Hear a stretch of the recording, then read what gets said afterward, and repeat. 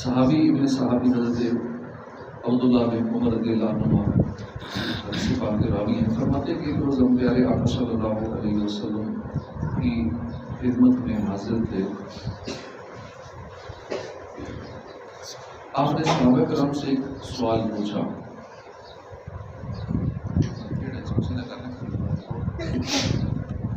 صحابہ سے ایک سوال پوچھا. درختوں میں سے ایک درخت ہے، اس کے پتے نہیں گرتے، اس کی مثال مسلمان جیسی ہے، وہ کون سا درخت ہے؟ صحابہ کرام سوچنے لگے کہ وہ کون سا ایسا درخت ہو سکتا ہے کہ جس کے پتے بھی نہیں گرتے اور اس کی مثال مسلمان جیسی ہے. کوئی کچھ سوچ رہا تھا، کوئی کچھ سوچ رہا تھا. حضرت عبداللہ بن عمر فرماتے ہیں کہ میرے ذہن میں اس سوال کا جواب آ گیا. اگر میں چھوٹا بچہ تھا، مجھ سے بڑی عمر کے صحابہ بھی وہاں موجود تھے، اس لیے حیا کی وجہ سے میں نے جواب نہیں دیا. ایک بچے نے جواب دیا اور بڑے نہ دے سکے. پھر آخر پیارے آقا صلی اللہ علیہ وسلم نے خود ہی بتا دیا. فرمایا ہے نخلۃ، یہ کھجور کا درخت ہے. یہ ایک حدیث پاک ہم نے سنی. پیارے آقا نے ایک درخت کا ذکر فرمایا جس کی مثال مسلمان جیسی ہے، اور وہ درخت کون سا؟ کھجور کا درخت. علماء کرام نے یہاں ایک سوال اٹھایا، وہ یہ کہ آخر کھجور کے درخت میں ایسی کون سی بات ہے پیارے آقا نے اسے مسلمان کے جیسا درخت کیوں فرمایا؟ اس سوال کا جواب دیتے ہوئے علماء فرماتے ہیں کہ کھجور کا درخت سراپا خیر ہے، سراپا بھلائی ہے. اس کا ہر جز، ہر حصہ نفع بخش، فائدے مند ہے. اب دیکھیں کھجور کے پتوں سے چٹائیاں بنتی ہیں، رسیاں بنتی ہیں. اب پہلے دور میں کھجور کے پتوں سے روٹی رکھنے والا چھاپا یہ بھی بنتا تھا، اب بھی شاید بنتے ہو. اسی طرح کھجور کی چھال آگ جلانے کے بھی کام آتی ہے. کھجور کی چھال تکیے کے اندر بھری جاتی ہے. پہلے دور میں اسے روئی کی جگہ تکیے میں بھرنے کے استعمال بھی کیا جاتا. اب بھی جو سنت پہ عمل کرنے والے لوگ ہیں، اللہ والے ہیں، وہ بھی کھجور کی چھال کا تکیہ بناتے ہیں. میرے سنت میں وہی تکیہ بنا رکھا ہے، شاید 20-30 سال ہو گئے وہی تکیہ کھجور کی چھال والا. کھجور کا تنا پلر بنانے کے کام آتا ہے، ستون بنانے کے کام آتا ہے. پہلے دور میں اسے چھتوں میں گارڈر کی جگہ استعمال کیا جاتا تھا. اسی طرح کھجور کی گٹھلی کے بھی بڑے فائدے ہیں جو ہم روزانہ افطاری کر کے پھینک دیتے ہیں. شاید کسی نے جمع کر کے رکھی ہوئی ہو، یہ پھینکنی نہیں چاہیے. اس کا پاؤڈر بنتا ہے اور بازار میں جب خریدنے جائیں اس کا پاؤڈر مہنگا ملتا ہے. کھجور کی گٹھلی کا پاؤڈر کئی بیماریوں کا علاج ہے. دانتوں کی صفائی کے لیے بہت بہترین ہے، دانتوں کو چمکا دیتا ہے، منہ کی اسمیل دور کرتا ہے. اور شوگر والوں کے لیے اور کئی بیماریوں کے لیے یہ کھجور کی گٹھلی کا پاؤڈر فائدہ مند ہے. جانوروں کی خوراک میں بھی استعمال کیا جاتا ہے، اسے پیس کر بھی بہت سارے فوائد حاصل کیے جاتے ہیں. اور باقی رہی پیچھے کھجور، یہ تو بات ہوئی اس کی جڑ کی، تنے کی، چھال کی، اس کی گٹھلیوں کی. باقی کھجور ہے وہ تو ویسے ہم کھاتے ہیں، اس کے بہت سارے فائدے ہیں. پھلوں میں سب سے زیادہ طاقتور پھل، نفع بخش پھل یہ کھجور کا پھل ہے. اس کی بہت ساری اقسام ہیں. ہری اجوائی کو دیکھیں، اجوا کے اندر کتنی اقسام ہیں. مبروم ہے، اس کے اندر مبروم میں کتنی اقسام ہیں. امبر ہے، اس کے اندر کتنی اقسام ہیں. اسی طرح بے شمار اس کے نام ہیں. ایرانی کھجور ہے، ایرانی کھجور کے اندر کتنی قسمیں ہیں. عراقی کھجور ہے، بہت ساری. صرف مدینے کی کھجور ہے. پوری دنیا میں سب سے زیادہ جو کھجور کی پروڈکشن ہے یہ مدینہ شریف کی کھجور مشہور ہے. ویسے اس کو نسبت مدینے سے، لیکن سب سے زیادہ اجوا کھجور میرے آقا صلی اللہ علیہ وسلم کو جو پسند بھی ہے اور استعمال بھی فرمائی ہے اور بھی استعمال فرمائی ہے. دمے، دل، جگر، گردے، مثانے، پتے، آنتوں کے امراض میں کھجور فائدے مند ہے. ہم صرف افطاری میں 1-2 کھا لیتے ہیں، یہ ہو سکے تو زیادہ کھانی چاہیے. اور سحری میں بھی کھجور سنت ہے، لیکن کوئی بھی سحری میں استعمال کرتا ہے، اس طرح توجہ نہیں ہوتی. سحری میں اور چیزیں کھاتے ہیں، کھجور نہیں کھاتے. سحری میں کھجور کھائیں تو انشاءاللہ پورا دن طاقت محسوس ہوگی، کمزوری نہیں محسوس ہوگی. رمضان کے بعد بھی اس کی روٹین جاری رکھیں، بہت اچھی صحت کے لیے، بڑھتے مضبوط کرتی ہے اور بے شمار دیگر فائدے جو ہم نے سنے ہیں. بلغم نکالتی ہے، منہ کی خشکی دور کرتی ہے. درخت کھجور کے درخت کے فائدے ہی فائدے ہیں. اسی طرح بندہ مومن کی بھی یہی مثال ہے. کھجور کی طرح کہ بندہ مومن کی صرف اور صرف نفع بخش ہوتا ہے. مومن بندے کا کسی کو کوئی نقصان نہیں ہوتا، یہ صرف دوسروں کو فائدہ ہی پہنچاتا ہے. اب غور کرے کہ مومن بندے کی نشانی یہ ہے کہ اس سے صرف فائدہ ہوتا ہے، اس کے جتنا قریب ہوگا فائدہ اٹھائے گا، کسی کو نقصان نہیں پہنچاتا. اب جو بندہ کسی کا نقصان پہنچائے، جس سے لوگ ڈرتے ہوں یار یہ تو کیا کر دے گا، اس کے قریب ہو کے نقصان پہنچائے گا، کئی طرح کے نقصان، وہ مختلف اندیشے ہوتے ہیں لوگوں کو، یہ بندہ مجھے یہ نقصان پہنچا سکتا ہے. اب جس سے ڈر رہے لوگوں کو نقصان پہنچا سکتا ہے وہ بندہ کیسا بندہ ہو؟ ٹھیک بندہ نہیں، کیونکہ مومن تو سب کو فائدہ پہنچاتا ہے. تو اب عید آنے والی ہے، خوشیاں لوگ مناتے ہیں. یہ صرف خوشیاں منانے کا دن نہیں ہے، خوشیاں بانٹنے کا دن بھی ہے کہ ہم صرف اپنی خوشی کا خیال رکھیں، دوسروں کا خیال نہ رکھیں. کہ خوشیاں منانی بھی ہے، خوشیاں بانٹنی بھی ہیں. کتنے بیچارے یتیم، کتنے غریب جو بیچارے نہیں خوشیاں منا سکتے، پریشان حال ہوتے ہیں. ہم اپنے بچوں کو چیزیں دے دیتے ہیں، لیکن کوئی ایسا یتیم بھی ہوگا وہ انتظار میں رہتا ہے کہ کاش مجھے بھی کوئی میرا باپ ہوتا تو مجھے سوٹ دے دیتا، مجھے کوئی چیز خرید دیتا، مجھے کوئی کھلونا خرید دیتا. تو ہم کسی اور کی بھی خوشیوں کا عید والے دن خیال رکھیں، اپنے ارد گرد کے لوگوں پہ نظر رکھیں، تو انشاءاللہ بڑی برکتیں ملیں. دوسروں کو نفع پہنچائیے، غریبوں، بے سہاروں، یتیموں، مسکینوں کو فائدہ پہنچائیے، ان کے ساتھ خیر خواہی کیجیے. اور جو بھی مسلمان ہمارے ساتھ اٹیچ ہے اس کو فائدہ ہی فائدہ پہنچے. حدیث پاک میں ہے کہ لوگوں میں سے بہتر وہ ہے جو لوگوں کو نفع پہنچائے. اللہ پاک نے قرآن پاک میں مثال ذکر فرمائی. مثال کا خلاصہ کچھ یوں ہے کہ آسمان سے تیز بارش برستی ہے، ندی نالے بہنے لگتے ہیں. اب ہوتا کیا ہے کہ جب تیز پانی بہ رہا ہوتا ہے تو اس کے اوپر کچھ جھاگ آ جاتی ہے. اللہ پاک نے فرمایا ترجمہ کنز العرفان، تو جھاگ تو ضائع ہو جاتا ہے اور وہ جو لوگوں کو فائدہ دیتا ہے وہ زمین میں باقی رہتا ہے. یعنی پانی کے اوپر آنے والی جھاگ اگرچہ کچھ دیر کے لیے پانی کو ڈھانپ لیتی ہے مگر زیادہ دیر ٹکتی نہیں ہے، ختم ہو جاتی ہے. مگر پانی وہ چونکہ نفع بخش ہوتا ہے، قدرت کی جانب سے اس کی حفاظت کا سامان کیا جاتا ہے. اسے زمین چوس لیتی ہے، اپنے اندر سٹور کر لیتی ہے. پانی کو بادل بنا کر ہوا کے کندھوں پر سوار کر دیا جاتا ہے، اسے گلیشیئر کی صورت میں محفوظ کر لیا جاتا ہے. بس کہ جھاگ جو لوگوں کو فائدہ نہیں پہنچاتی وہ ختم ہو جاتی ہے جلدی. پانی جو فائدہ پہنچاتا ہے اس کو اللہ نے محفوظ کرنے کا کتنا نظام بنا دیا. زمین کے اندر پورا اسٹوریج سسٹم ہے، بادلوں کے اندر کس طرح اس کو اسٹور کر کے اس کو ٹرانسپورٹ کر دیا جاتا ہے، مختلف جگہوں پر پہنچا دیا جاتا ہے، گلیشیئر میں پہنچا کے اسٹور کر دیا جاتا ہے. تو جو فائدے مند ہوتا ہے نا، اللہ پاک اس کی حفاظت کا سامان کر دیتا ہے، حفاظت کا انتظام قدرتی انتظام ہو جاتا ہے. جو بندہ بھی دوسروں کو فائدہ پہنچانے والا ہوتا ہے اللہ پاک اس کی حفاظت کرتا ہے. یہ حقیقت ہے. غوث پاک غریبوں کے ساتھ خیر خواہی کرنے والے تھے. آپ کو دنیا سے گئے وہ صدیاں گزر گئی، آج بھی لوگوں کے دلوں میں غوث پاک کی محبت ہے. ایسے جیسے اپنے دادا پر دادا کو نہیں جانتے، اپنوں کو نہیں جانتے، اور غوث پاک تو صدیاں گزر گئی. غوث پاک کو جانتے، اپنے پردادا کا نہیں پتا. تھوڑی سی 2-3 نسلیں اوپر جائے تو پتہ ہی نہیں ہمارا بڑے کون تھے. غوث پاک کو دنیا جانتی ہے، دادا صاحب کو دنیا جانتی ہے. لوگ کہتے ہیں جی ہمیں بیٹا چاہیے تاکہ ہماری نسل چلے، ہمارا نام رہے. ذرا غور کر کے بتائیے حضور داتا گنج بخش علی اجمیری کے کتنے بیٹے تھے؟ ایک بھی نہیں، لیکن نام ہے نا آج بھی دادا صاحب کا. وہ کہتے بیٹا نہیں، کہ دوسری شادی بھی کرتے کہ بیٹا نہیں ہے، چلو ہماری نسل چلے گی، ہمارا نام رہے گا. تو جس کا نام رہنا ہوتا ہے نا، بیٹا نہ بھی ہو تو اس کا نام بھی رہتا ہے. کیا مطلب؟ اسی طرح کتنوں کے نام و نشان مٹ گئے مگر داتا صاحب کے مزار بلند پر دن رات لشکر ہو. کتنوں کے دکھ درد اس در سے دور ہوتے ہیں، ان کے وسیلے سے کام ہوتے ہیں. اسی طرح کتنے اولیاء کاملین ہیں دنیا سے گئے ہوئے صدیاں گزر گئی، سال ہر سال بیت گئے، ان کا نام، ان کی عقیدت، ان کی محبت آج بھی دلوں میں قائم ہے. لوگ ان کے مزارات پر حاضر ہوتے ہیں، فاتحہ پڑھتے ہیں، محفلیں سجتی ہیں، اسلامی عقیدت پیش ہوتے ہیں. آخر کیوں؟ کہ وہ اللہ کے نیک بندے تھے، انہوں نے اپنی ساری زندگی گزار دی دوسروں کو فائدہ پہنچانے میں. یہ سب اولیاء کرام دوسروں کو دینی اور دنیاوی ہر لحاظ سے نفع پہنچانے والے تھے.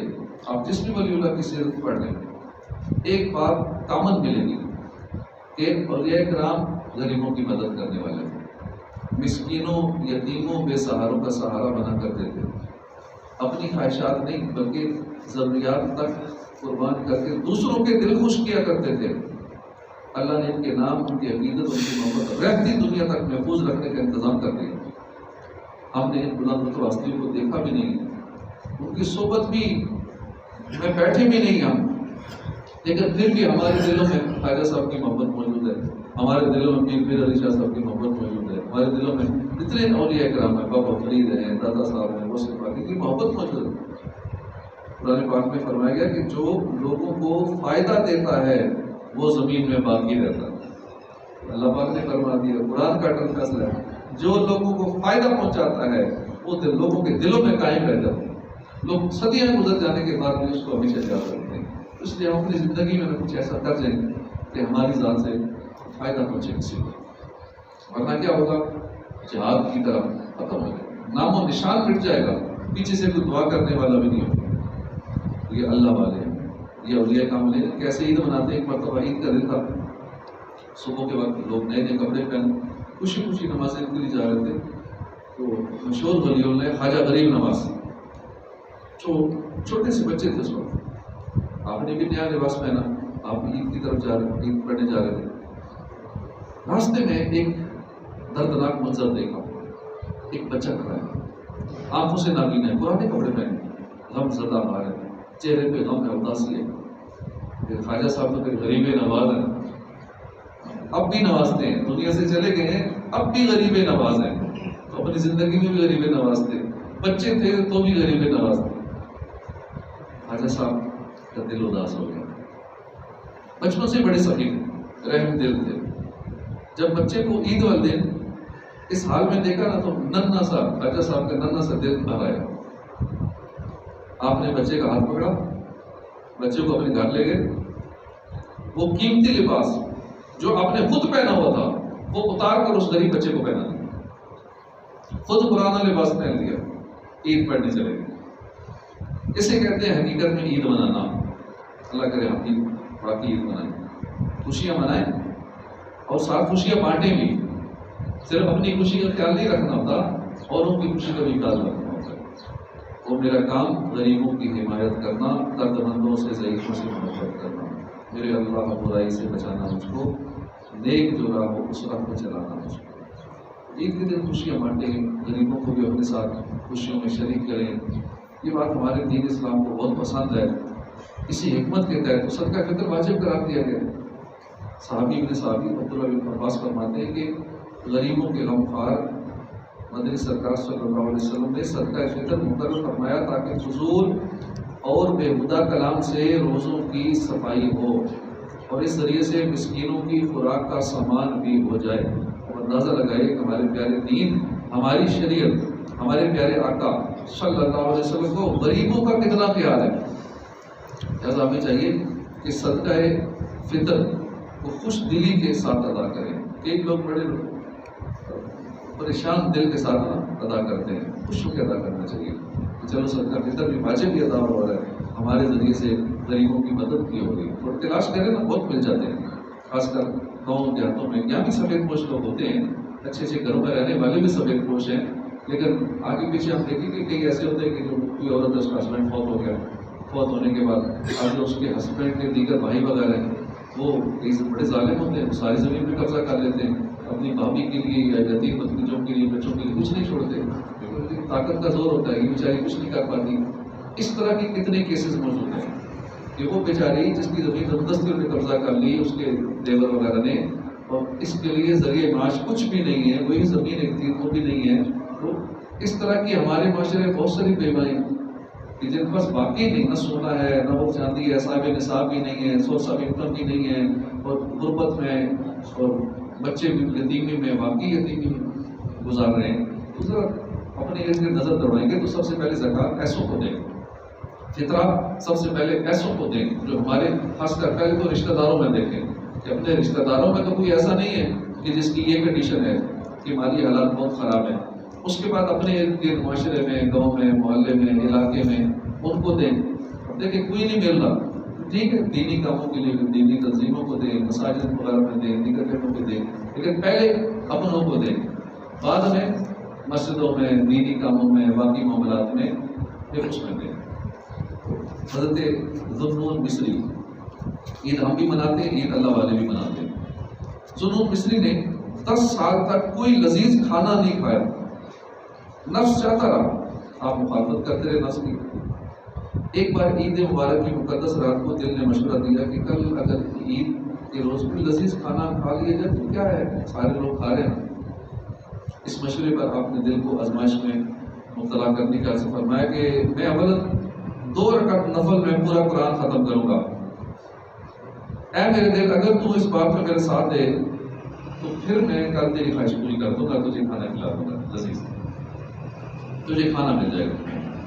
لہذا 2 رکعت ادا کی، اس میں پورا قرآن ختم کیا۔ آپ کے دل نے آپ کا ساتھ دیا، یعنی 2 رکعتیں بالکل دل جمی کے ساتھ ادا کر لی۔ آپ نے عید کے دن لذیذ کھانا منگوایا، نوالا اٹھا کر منہ میں ڈالنا ہی چاہتے تھے کہ بے قرار ہو کر پھر رکھ دیا، نہیں کھایا۔ لوگوں نے اس کی وجہ پوچھی تو فرمایا کہ جب میں نے نوالا منہ کے قریب لایا تو میرے نفس نے کہا، دیکھا 10 سال کی خواہش، 10 سال سے خواہش تھی میں کوئی لذیذ ٹیسٹی چیز کھا لوں، 10 سال پرانی خواہش پورے کرنے میں آخر کامیاب ہو گیا نا۔ جیسے ہی میرے نفس نے یہ کہا، میں نے کہا ٹھیک ہے میں بھی کرنے کو گا، وہی نوالا منہ نکال کر ٹھیک ہے اب تجھے میں نہیں کروں۔ اسی وقت کہا کہ اگر یہ بات ہے تو اے نفس میں تجھے کامیاب نہیں ہونے دوں گا، ہرگز تجھے لذیذ کھانے نہیں کھلاؤں گا۔ چنانچہ آپ نے لذیذ کھانے کا ارادہ کر لیا۔ اتنے میں ایک شخص لذیذ کھانے کا طبق اٹھایا، حاضر باز کی، یہ کھانا میں نے رات اپنے لیے تیار کیا تھا، لیکن جب میں رات کو سویا میری قسمت انگڑائی لے کر جاگ اٹھی، خواب میں تاجدار رسالت صلی اللہ علیہ وسلم کی زیارت کی سعادت حاصل ہوئی۔ میرے پیارے اور میٹھے آقا نے مجھ سے فرمایا، اگر تو کل قیامت کے روز مجھے دیکھنا چاہتا ہے تو یہ کھانا ذوالنون مصری کے پاس لے جا، اور کہے کہ محمد بن عبداللہ بن عبد المطلب فرماتے ہیں کہ تھوڑی دیر کے لیے نفس سے صلح کر لو۔ اب حضور فرما رہے ہیں اس اللہ کے ولی کو تھوڑی دیر کے لیے نفس سے صلح کر لو اور یہ چند لذیذ لقمے کھا لو۔ سیدنا ذوالنون مصری نے جب اپنے آقا کا یہ پیغام سنا کہ میرے آقا نے کھانا بھجوایا میرے لیے، جھوم اٹھے، کہنے لگے کہ میں فرما بردار ہوں، میں فرما بردار ہوں، اور پھر لذیذ کھانا کھانے لگے۔ اللہ کی ان پر رحمت ہو، ان کے صدقے ہماری مغفرت ہو۔ رب ہے معطی، یہ ہے قاسم، رزق اس کا ہے کھلاتے گے، ٹھنڈا ٹھنڈا میٹھا میٹھا پیتے ہم ہیں پلاتے گے۔ اس میں کوئی شک نہیں کہ عید کے دن غسل کرنا، نئے کپڑے پہننا، خوشبو لگانا، یہ سارے اچھے کام ہیں، مستحب ہے، ہماری ظاہری بدن کی صفائی زینت سے متعلق ہیں، لیکن ہمارے ان صاف اجلے اور نئے کپڑوں اور نہائے ہوئے اور خوشبو ملے ہوئے جسم کے ساتھ ساتھ ہماری روح بھی ہے، ہماری روح بھی ہم پر ہمارے ماں باپ سے بھی زیادہ مہربان و خدائے رحمان کی محبت اور اطاعت اور امت کے غمخوار دو جہاں کے تاجدار صلی اللہ علیہ وسلم کی الفت و سنت سے خوب سجی ہوئی ہونی چاہیے کہ جس طرح ہم اپنے ظاہر کو سجاتے ہیں ہم نے اپنے باطن کو بھی سجانا ہے۔ اوپر سے تو سج گئے، خوشبو لگا لی، نہا دھو لیا، میک اپ کر لیا، لیکن اندر دل گندا کا گندا ہی ہے، دل میں بغض و کینہ کی غلاظت بھری ہوئی ہے، دل میں حسد کی بیماری لگی ہوئی ہے، اندر ہم نے گناہوں سے گندا کیا ہوا ہے، روح کو ہم نے گندا کیا ہوا ہے، تو ہم نے اندر کو بھی سجانا ہے۔ اس دل جس پہ رب کی نظر ہے اس کو نہیں سجا رہے، جس پہ لوگوں کی نظر ہے ہم اس کو اتنا سجا رہے۔ عید والے ہر بندہ سجا اپنے حساب سے جتنا ہو سکتا ہے وہ اپنے آپ کو سجاتا سنبھالتا ہے، لیکن اپنے دل کو نہیں سجاتا جس پہ رب کریم کی نگاہ ہے۔ اپنے باطن پہ بھی ہمیں توجہ دینی چاہیے۔ آپ دیکھیں نا، ایسے بھی لوگ ہیں کہ روزہ ایک نہیں رکھا، سارا مہینہ اللہ کی نافرمانیوں میں گزرا، بجائے عبادت کے ساری رات فلم بینی، گانے باجے، ہمارا گردیاں، سوشل میڈیا پہ گناہوں کا سلسلہ، بد نگاہیاں، اپنے جسم اور روح کو دن رات گناہوں میں ملوث رکھا ہو، اور آج عید کے دن انگلش فیشن والے بے ڈھنگے کپڑے پہن کے لیے اسے یوں سمجھیے وہ ایک نجاست تھی، اس پہ چاندی کا ورق لپیٹی، وہ مٹھائی کے اوپر ورق ہوتے ہیں خوبصورت سے، وہ برف چڑھا دیا کس پہ؟ نجاست کے اوپر، بس کو نمائش کر دی۔ سرکار کی محبت سے سرشار دیوانوں، سچی بات یہ ہے کہ عید ان خوش بخت مسلمانوں کا حصہ ہے کہ جنہوں نے رمضان کے روزے رکھے اخلاص کے ساتھ، نمازیں پوری پڑھی، دیگر عبادتوں میں جن کا وقت گزرا، تو یہ عید اصل میں ان کی مزدوری ملنے کا دن ہے۔ یہ ایسوں کی کیا عید ہوگی کہ جنہوں نے رمضان میں بھی گناہ کیے، جنہوں نے رمضان کے کتنے روزے چھوڑے، یا ہو سکتا ہے ایک بھی نہیں رکھا، ایسے بھی لوگ ہیں ایک بھی نہیں رکھا۔ کیوں روزہ نہیں رکھتے؟ وہ اصل میں بھوک لگتی ہے نا، اس لیے پیاس لگتی ہے، روزہ اس لیے نہیں رکھتے۔ اچھا آپ تراویح کیوں نہیں پڑھتے؟ بڑی تھکاوٹ ہو جاتی ہے نا، گھٹنوں میں درد ہوتا ہے، اس لیے تراویح اس لیے نہیں پڑھتے۔ نمازیں کیوں نہیں پڑھتے؟ بس وہ ذرا صحت سیٹ نہیں، اس لیے نمازیں نہیں پڑھتے۔ اچھا آپ افطاری تو کرتے ہو؟ ہاں افطاری ہم کو کافر توڑیں گے، کافر توڑے افطاری کرتے کیوں نہیں کرتے؟ سنت کرتے۔ یہ ایسے لوگ بھی ہیں معاشرے میں ملیں گے۔ یہ سارا مہینہ گناہوں میں گزرا، عبادتوں میں سستیوں میں گزرا، فرائض واجبات چھوڑے ہوئے گزرا، عید والے دن کیسے عید منا رہے ہو؟ کچھ نہیں۔ عید ہے نیک لوگوں کی، جن کی نمازیں روزے عبادات قبول ہو گئی، جن کو مزدوری مل رہی تھی، جن کو مزدوری ملی واقعی، ان کی عید اصل میں۔ باقیوں کی کیا عید ہے؟ ہمیں تو اللہ سے ڈرتے رہنا چاہیے کہ ہم اس ماہ محترم کا حق ہی ادا نہیں کر سکے۔ سیدنا فاروق اعظم عبدالمصطفیٰ اعظمی فرماتے ہیں کہ عید کے دن چند حضرات سیدنا فاروق اعظم کے مکان پر گئے تو فاروق اعظم دروازہ بند کر کے رو رہے ہیں، زاروں کے تار رو رہے ہیں، حالانکہ آپ قطعی جنتی ہیں۔ سیدنا فاروق اعظم کی کیا شان ہے، دروازہ بند کر کے رو رہے ہیں۔ لوگوں نے حیران کو عرض کیا کہ یہ تو عید کا دن ہے، خوشی منانے کا دن ہے، رونا کیسا؟ آنسو پوچھتے ہوئے فرمایا ھذا یوم العید وھذا یوم العید، عید کا دن بھی ہے، عید کا دن بھی ہے۔ جس کی نماز روزے عبادت قبول ہوگی اس کے لیے عید ہے، اور جس کے منہ پہ مار دے گی اس کے لیے وعید ہے۔ تو ہمیں بھی وقت کرنا چاہیے، ہمیں نہیں پتا کہ ہماری ٹوٹی پھوٹی عبادت قبول ہوئی یا نہیں۔ فاروق اعظم فرما رہے ہیں کہ میں تو اس خوف سے رو رہا ہوں کہ انا لا ادری امن المقبولین ام من المطرودین، مجھے نہیں معلوم کہ میں مقبول ہوں یا رد کر دیا گیا۔ عید کے دن عمر یہ رو رو کر بولے کہ نیکوں کی عید ہوتی ہے، نیک لوگوں کی عید ہوتی ہے۔ اللہ پاک ہمیں بھی نیک بنائے، ہماری ٹوٹی پھوٹی عبادت کو قبول فرمائے، آمین۔ بجاہ نبی کریم صلی اللہ علیہ وسلم۔